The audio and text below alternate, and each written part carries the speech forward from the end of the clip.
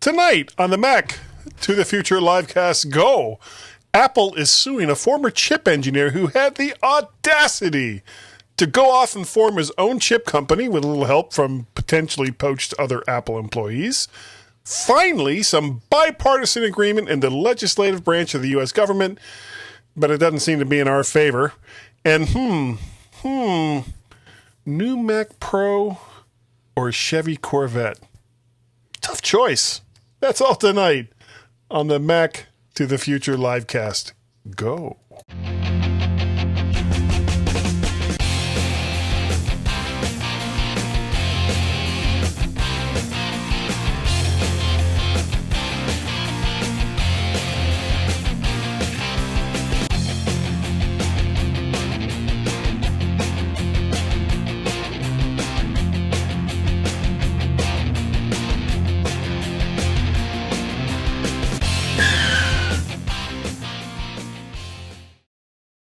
And hello, everyone. How are you this evening? I know we're running a little bit late, as usual.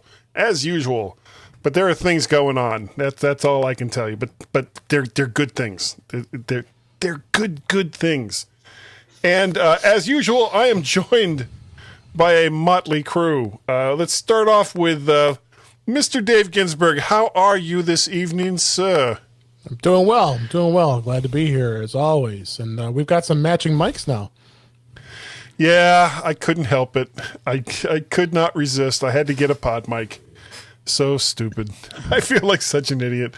But, you know, it's kind of a general sense of malaise. I like it. It's a good microphone. It really, really is.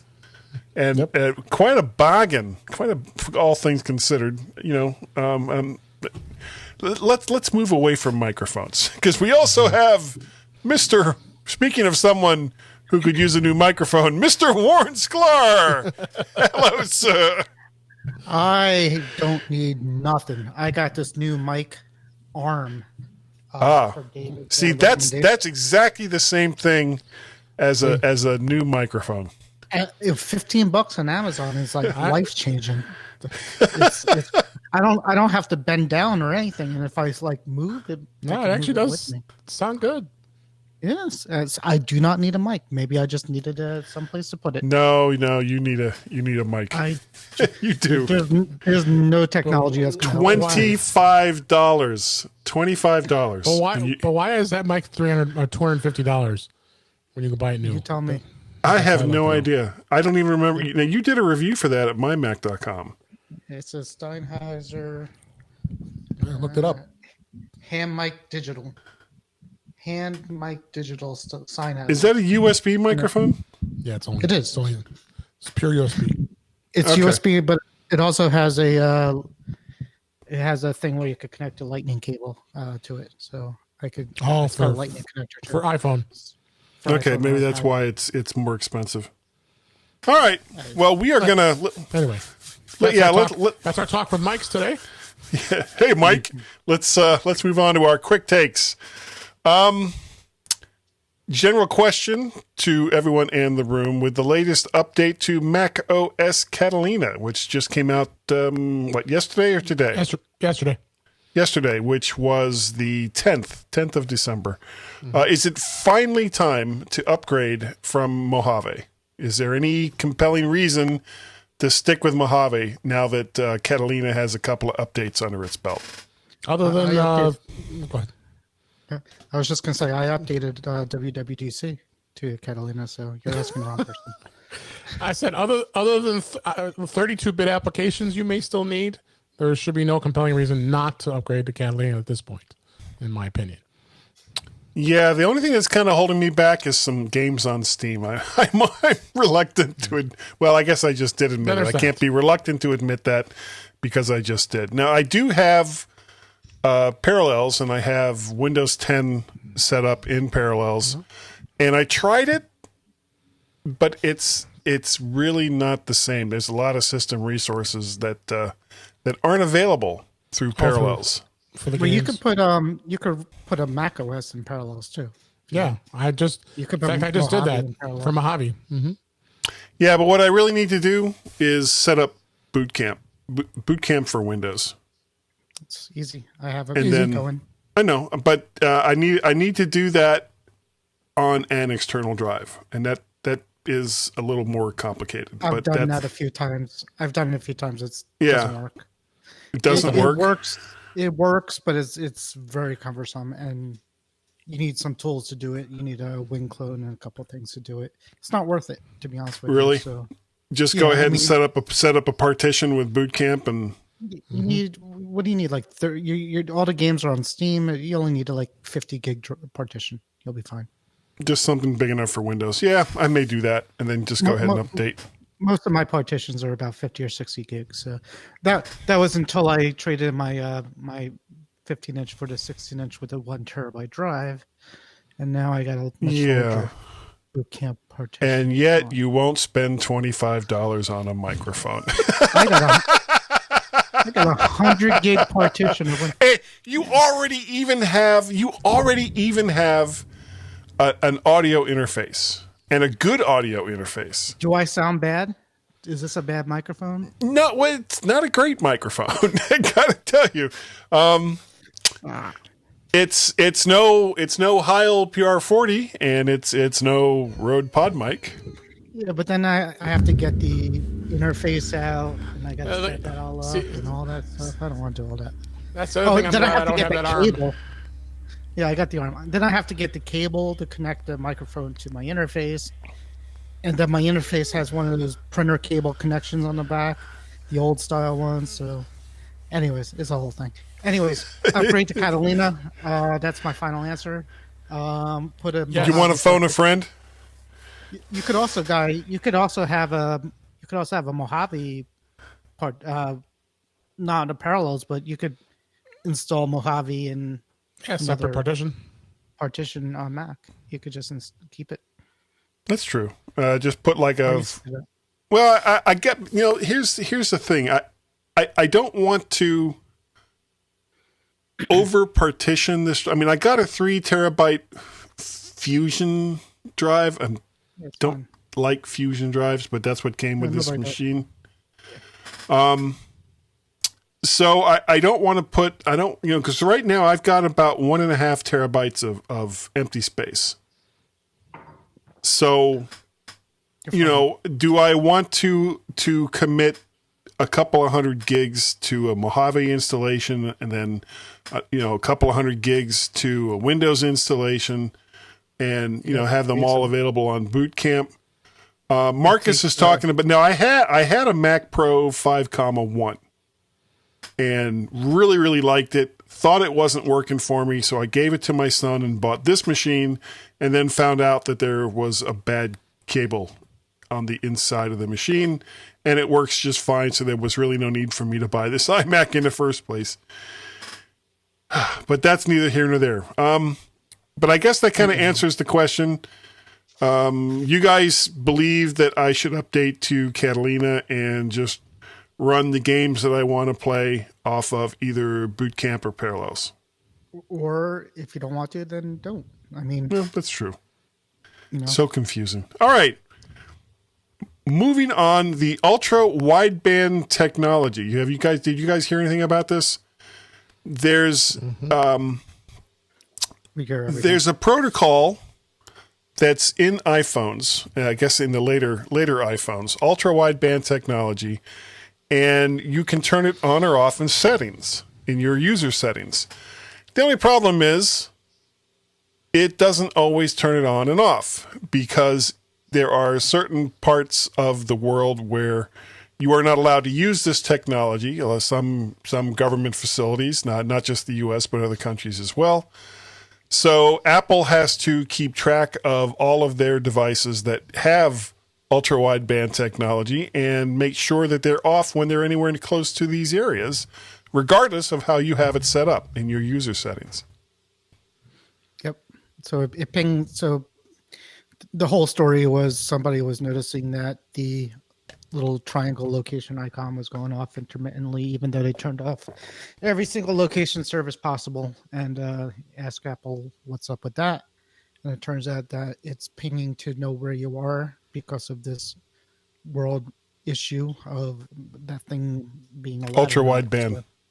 Yeah. So it basically just tells you that it's going to right to locate where you are, and people don't like that, but tough cooties.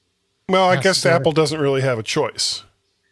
Is that the general consensus? My consensus is they should have figured out a way not to have the triangle show up, but that's yeah. Go ahead and do it without telling people, but just don't let them see that you were doing it. Got it. Okay. Like nobody would even know the difference. But all right, main stories. Brother, can you spare $53,000? Apple's newly designed Mac Pro is now available for pre-order, with the most expensive configurations going for well over $50,000, and this does not include the monitor, but probably does include a $400 wheel so you can push it around on the floor by your desk. So I imagine both of you have gone over to apple.com and gone to the page that you can configure a Mac Pro and just configured the crap out of it. Just put on everything. Of course, Warren did it right when it first came out on the Mac to the Future page. So I did it because I knew everybody and their mother was going to do the same thing. Was going to post the same damn thing. Yeah. So yes, it comes out crazy. To a lot of money. I did it with the monitor. It put it over $62,000. Yeah, easy. And there's actually I didn't put this in the notes, but there's actually a rack mount version of the new Mac Pro that's going to be available as well. Yeah, going to be not yet, but is going to be available. So the jokes are flying. You need a special cloth to clean the monitor version of the Mac. Yeah, the monitor. Seriously, did you need? You do. We actually need a special cloth. They want you to use this cloth. The wheels, the mount.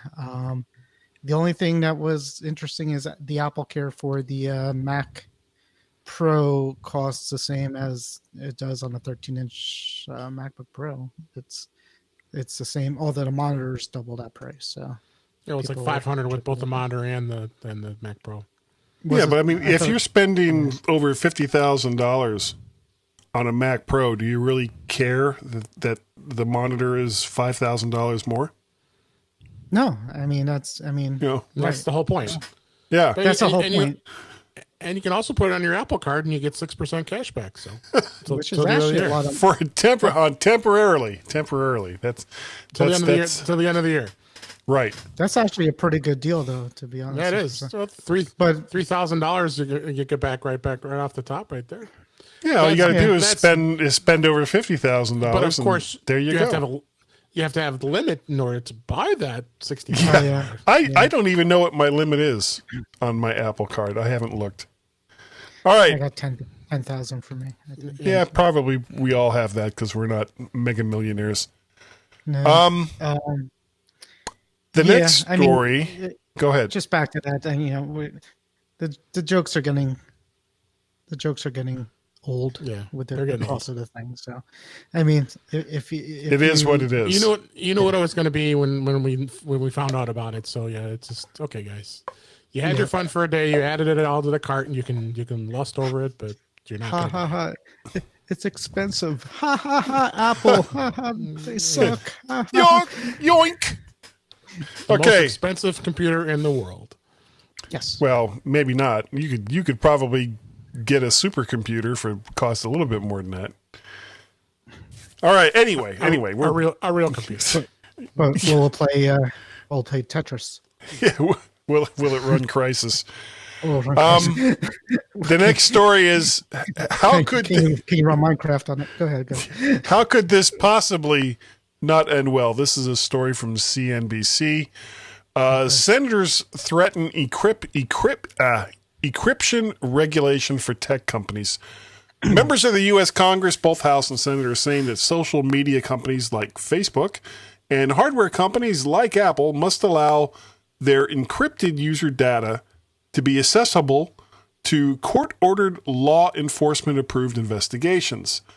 Both Apple and Facebook, while insisting the problem lies with the other company as compared to their own, naturally, have claimed that creating backdoors into user data on such a mass scale will eventually be leaked to organizations outside of the U.S. government's control putting all of their users' data at risk.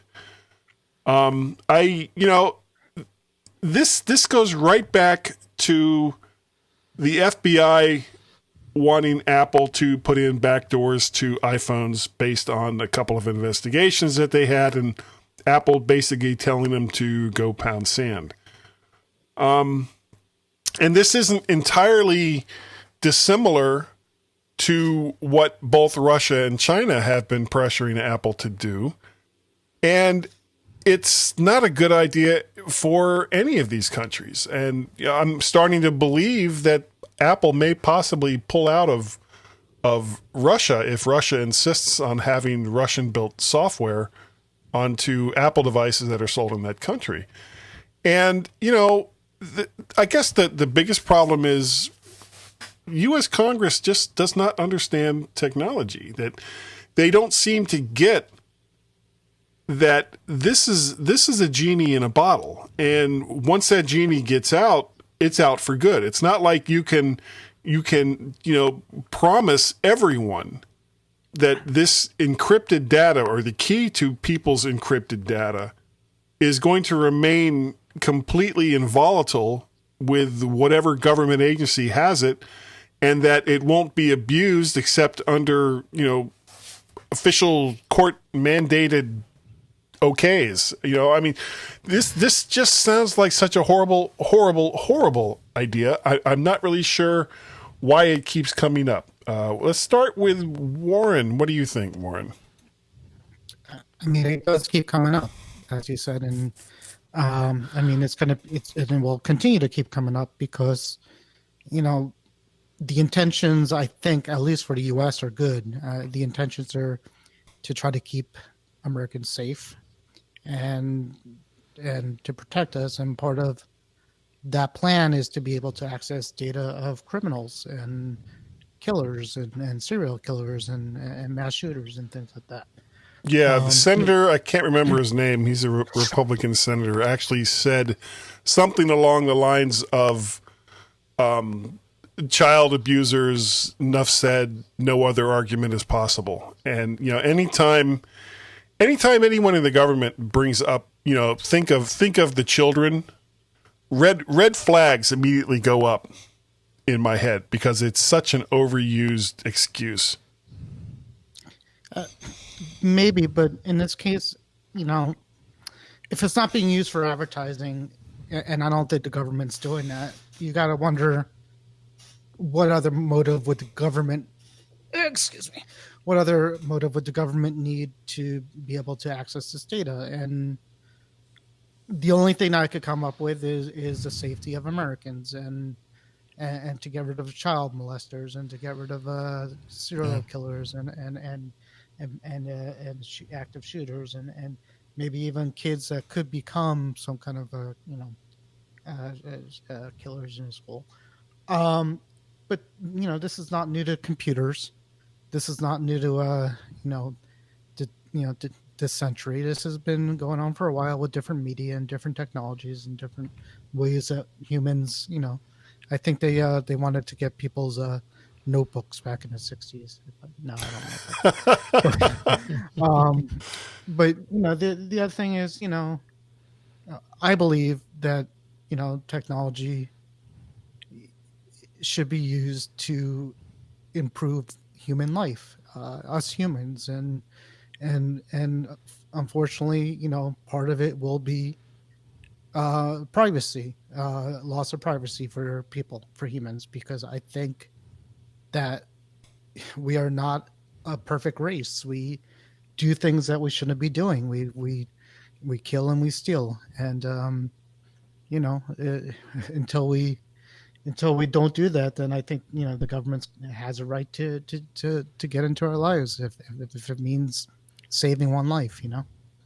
That's okay. Just all right, Dave, what do you think?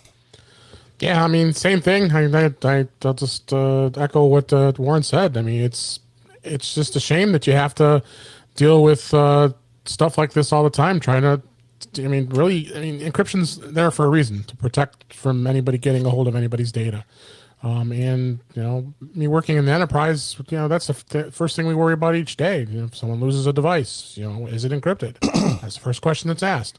So I don't know, having the courts order that this has to be opened. I still don't think it's going to happen. But to spin the other thing back like with Russia, what we talked about that last week. I seriously doubt that Apple's going to stick around in Russia if they're going to really insist on forcing them to put apps on their devices that they don't want to. I mean, so it's the same basic concept. I mean, encryption. You don't want to put that crap. How is this different than from what Russia and China want to do? Right. It's very close. I mean, as far as what they're trying to do, it just sickens me. Unfortunately, you got countries like that are not that want to do this kind of stuff, and it just, I don't know. It's very, very sad, actually.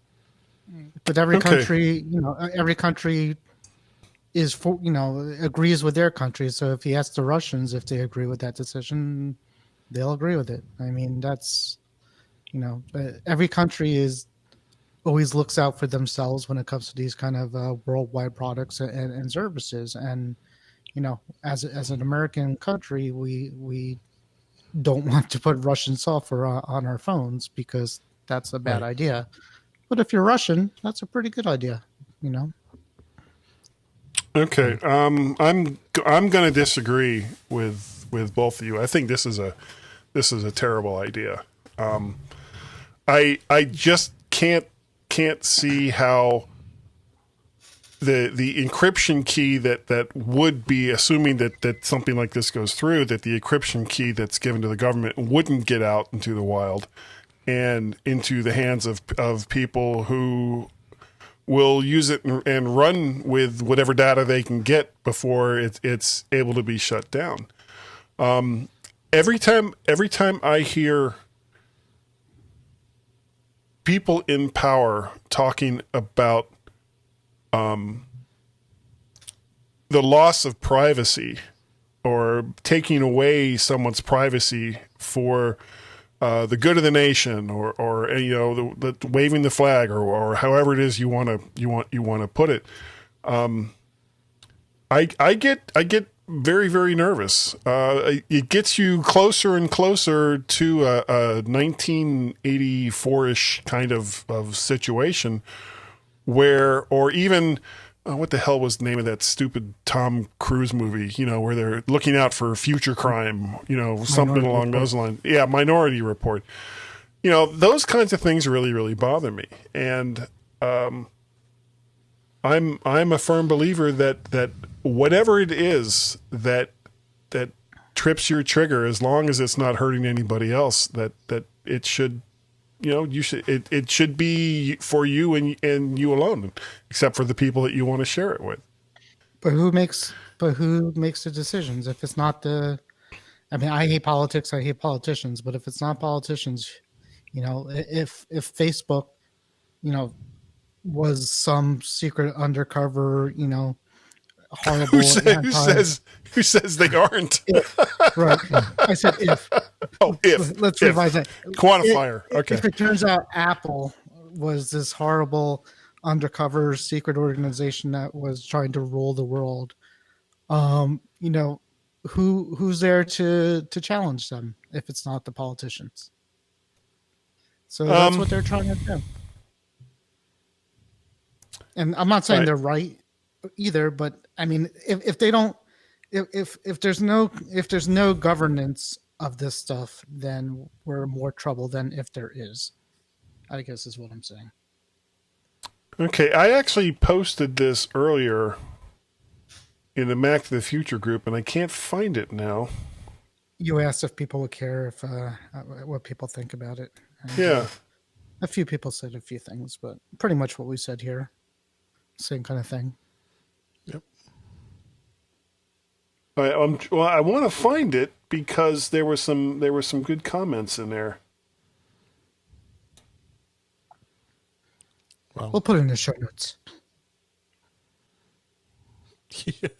I can't find it. And I had actually intended to include that. Sorry about that, guys.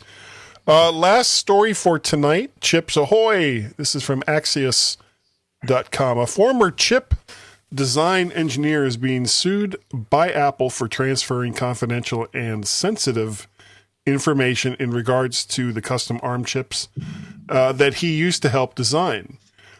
Apple filed suit against Nuvia founder Gerald Williams III back in August, alleging breach of contract and breach of duty of loyalty, whatever the hell that is.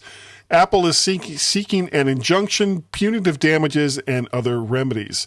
Williams spent 9 years at Apple, most recently as senior platform architect, designing chips for the iPhone and the iPad. Nuvia's counterclaims say Apple is violating state law and that much of the information garnered for their lawsuit was derived from confidential information on Williams and others' phones. Now, this is somewhat similar to what we were just talking about, except Apple is kind of, if you take it to the nth degree, Apple is kind of in the wrong with this. But what it does come down to is, and this is something that everybody needs to realize, when you work for a company, you have no real expectations of privacy in regards to devices that the company gives you in order to do your work. And confidential agreements that you have signed can come back and bite you on the ass if you go off to do something that's very similar, especially on such a high level that Mr. Williams does with another company, one that he's actually founded with a core of engineers that, according to Apple, he poached from Apple. So what are your guys' feelings on that? Well, I mean, just like anything in the business world, you can't just assume you can walk away and you're working in the competitive marketplace with the same type of job. Why you can't do that? I mean, it's ethically not good, and as well legally, because if he's infringing on anything that Apple is doing, then yeah, Apple has every right to sue him, and recoup any loss, because when he signed a confidentiality agreement with Apple, I'm sure he did. I mean, they don't just let you work for Apple. Apple doesn't let you work for them without saying, "Hey, you're not supposed to talk about this or talk about this." And they make you sign an NDA, really what it is, non-disclosure agreement, to say, "Hey, you're not supposed to be talking about this even while you're employed or after you're employed." As far as starting the company, Nuvia is basically saying that what Apple is alleging violates, I guess, worker rights laws in California. I'm certainly not familiar with what those laws are. But if it can be proven that he has taken intellectual property that was created while he was an employee at Apple, well, Apple is certainly entitled to compensation, especially if he's going to set himself up as a competitor to Apple in the same field that he was doing while he was employed with the company. I mean, a lot of companies will terminate employment immediately if you go to work for a competitor, or if you are doing work that's competing against that company. I mean, it's in any industry. It doesn't matter if it's with Apple or with any industry that's like that. You generally there's some legal. I mean, again, I'm not a lawyer. I don't have any. Do you play one on TV? I don't play one on TV either. So, but I don't have any legal knowledge other than the fact that, I mean, it's common sense that you shouldn't. You can't be doing this, and it's going to be interesting to see what happens. I mean, obviously, it could set a precedent if they do win this lawsuit. So, okay, well, that's kind of all we got for tonight. I did finally find the posting over at Mac to the Future, and I wanted to bring up some of their comments. From Drew, I won't put in any last names. First nod, it is an age-old problem with U.S. politicians, law enforcement, trying to do anything on a global scale according to U.S. interests, whims, and fancies. For this to even be slightly feasible, we would first have to have a global set of laws. Yeah, that's going to happen. If not erasing all boundaries. That said, I'm opposed to it overall. I understand the want to peek inside the box, but so far criminality is determined by the court after judicial review, not in order to find it. It's a bit of a dystopian slippery slope. Adam says what they say is factually correct. Civil liberties do make jobs more difficult for law enforcement. And someone said only for bad people. I can't quite make out that name. Adam also said there are senators who want to make our country look more like China. Derek says it's a step in the wrong direction. Way too much area for abuse, if any sense for security. Next step to Big Brother. Eric says nobody wants to have weakened sales for their physicals and digital goods. So the question is, do backdoors weaken the security for everyone? And knowledgeable experts are saying yes, by design and in practice, and even cost money to do so. Last one, Matt says, makes straw man argument claiming this is only for the worst case you can imagine. Marcus says if they provide free bacon for 10 years for every U.S. citizen, then we can address it again once the bacon runs out. And I am a firm believer that bacon is good. I like bacon. Make bacon great again. Yes, exactly. That is going to do it for this evening. Thank you all so very, very much for joining us tonight. Mr. Dave, if people wanted to get a hold of you, how would they do so? Well, they would do it at intouchwithios.com podcast. And I just noticed the little animation you did. That is kind of cool there. That was cool. I saw that. And yes, with Warren, and we're having a blast. And come on and listen to us. We'll record a new episode tomorrow, and you'll see it in your podcatcher this weekend. I also lead Apple User Group, president of the Suburban Chicago Apple Users here in the Chicago area. And we got some stuff talking this weekend about photography. So, and I just did a specialist group yesterday, talked about some cool stuff as well. So I stay active in the community. And if you want to reach me on Twitter, it's at DaveG65. And In Touch with iOS, the podcast is available through all the various podcatchers, as well as intouchwithios.com. That's right. Didn't I say that? Probably. All right. I'm very confused. Warren. Yeah. Play with my new arm. You can reach me at Vert Parrot or Mac Shark on my Twitter handles. Hey. No, you can reach me probably the same place. Those domains. Yeah. Vert Parrot.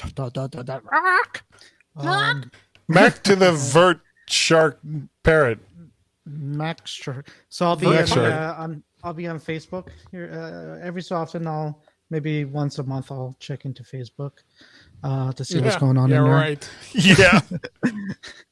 and then I'll be doing the show with Dave tomorrow, so that's where you can see me. Okay. You can find me almost every single weekend. We're coming up on our 500th episode. That I do the MyMac.com podcast with Mr. Gazmaz. We will be recording an episode, I think it's this weekend, or maybe, no, it's this weekend. We're doing kind of this weird crossover with Carl Madden from the Mac and Forth podcast. So it's going to be some of his guys, and it's going to be Gaz and me. And it's, I'm not exactly sure what's going to happen, but it's going to be fun. As always, you can send me an email, guy@mymac.com. You can reach me on the Twitter as I am MacParrot or VertShark. And of course, it seems like it's been forever, but sooner or later I will get back to doing some guys' daily drives, which you'll be able to find on YouTube and of course over there in iTunes. Now I also put the audio version of the Mac to the Future livecast over in that same feed with Guy's Daily Drive. So if you subscribe through the podcast app or iTunes, if you're not on Catalina yet, to Guy's Daily Drive, you'll not only get those eventually, you'll also get the audio version of this show. So once a week, half hour to 45 minutes of Warren and Dave and Guy goodness. That's really something. Okay. I almost forgot. If you'd like to help support the things that I do, you can go to ko-fi.com/MacParrot. Over on Patreon, patreon.com/MacParrot. And also paypal.me/MacParrot. And that's going to do it for this evening. Thank you all so very, very much for joining us. Thank you, Warren. Thank you, Dave. Thank you. Guy. Are we on for next week? Probably, maybe. It's not Christmas yet, is it? No, not yet. Not yet. Christmas is a week. It'll be a week from Wednesday. And let's see if we can get some news that isn't involved with politics. The problem is, this is the time of year. That? You did, but see, this is the time of year when there's really almost nothing going on. And the big stories all seem to revolve around governments doing terrible things in tech. So you've got to say something about it. Something. About cheese. Cheese. All right, guys. All right, man. Thank you, everybody. Okay. Bye, everybody. Good night. Bye. Good night.